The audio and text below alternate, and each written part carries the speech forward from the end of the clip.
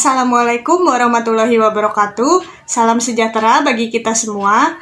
Perkenalkan, saya Syakila El Parija dengan NIM 231011200853 dari Prodi S1 Akuntansi Universitas Pamulang.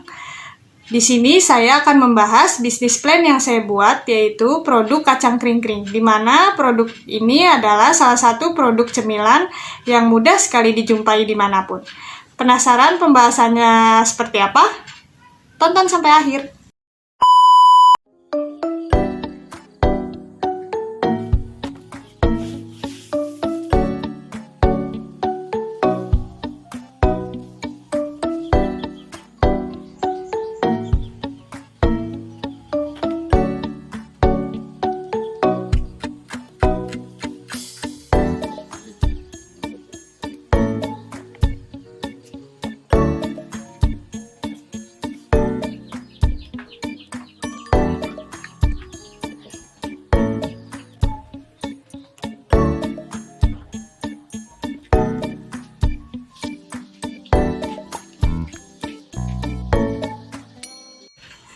Kacang tanah mempunyai peran besar dalam mencukupi kebutuhan bahan pangan jenis kacang-kacangan.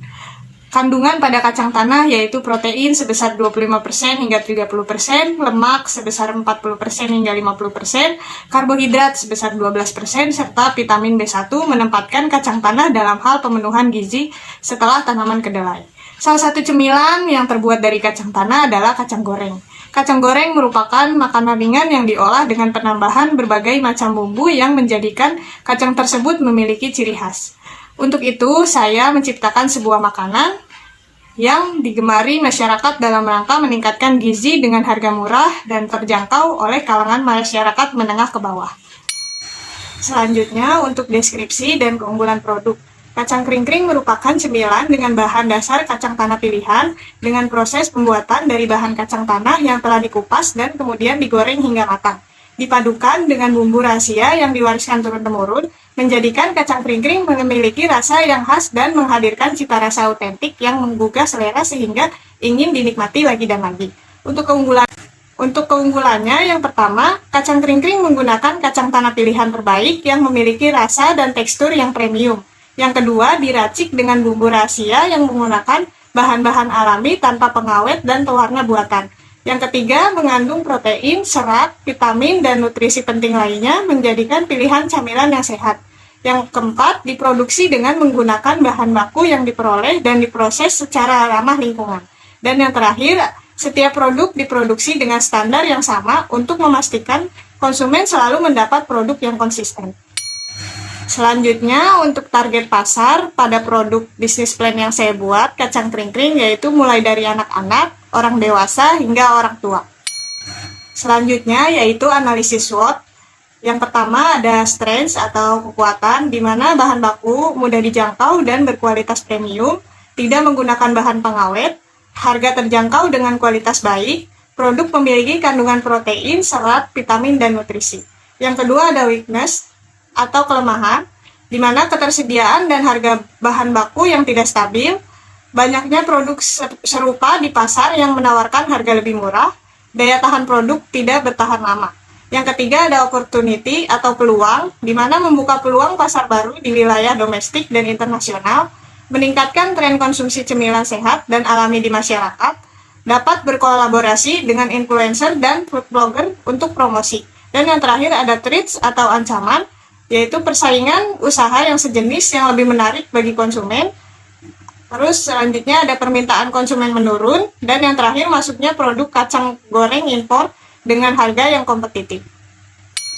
Selanjutnya ada strategi pemasaran. Di sini saya menggunakan 3 strategi pemasaran dalam produk yang saya buat.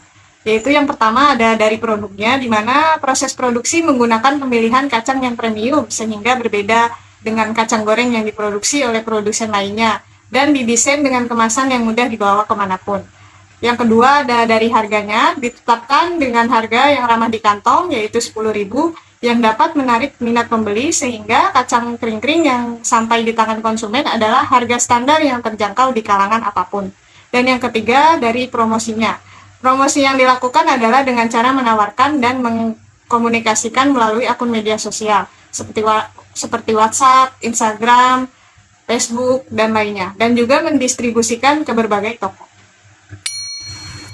Selanjutnya yaitu proyeksi keuangan, di mana modal yang dibutuhkan untuk produksi 150 pieces yaitu sebesar 592.000, dan saya mengambil laba sebesar 10% dari penjualan, sehingga satu pieces kacang kering-kering itu dibanderol dengan harga 10.000. Selanjutnya untuk proyeksi permintaan dan penawaran pasar, di sini saya asumsikan tahun depan. Karena saya memproduksi 150 bungkus selama sebulan, jadi dikali 12, yaitu proyeksi pelanggannya adalah 1.800, dikali rata-rata pendapatan per transaksinya yaitu 10.000, jadi untuk arus kas masuk atau pendapatan setahun pertama itu adalah 18 juta. Untuk tahun berikutnya dan berikutnya, saya mengambil keuntungan sebesar 10%, jadi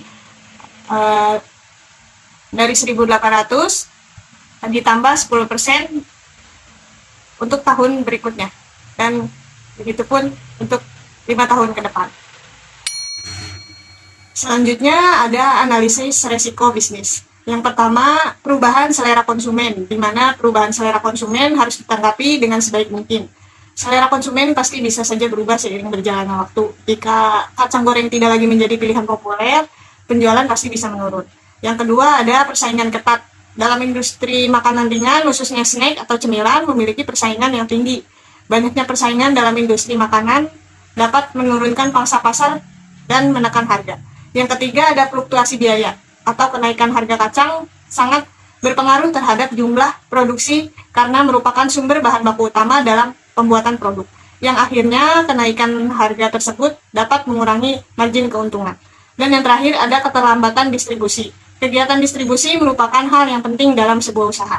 Keterlambatan dalam industri ini dapat menyebabkan penurunan kepuasan pelanggan dan hilangnya peluang penjualan. Dan yang terakhir ada antisipasi masa depan. Sebagai wirausahawan yang baik, saya tidak akan membiarkan usaha ini berjalan secara mendatar. Saya akan terus mencoba memperbaiki kualitas pekerjaan saya, agar para peminat dan konsumen puas atas cemilan kacang kering-kering yang saya buat. Karena apabila kualitas cemilan saya tidak saya tingkatkan, kemungkinan besar usaha ini tidak akan maju dan terancam gulung tikar. Sekian pembahasan bisnis plan yang saya buat, kurang lebihnya mohon maaf. Terima kasih. Wassalamualaikum warahmatullahi wabarakatuh.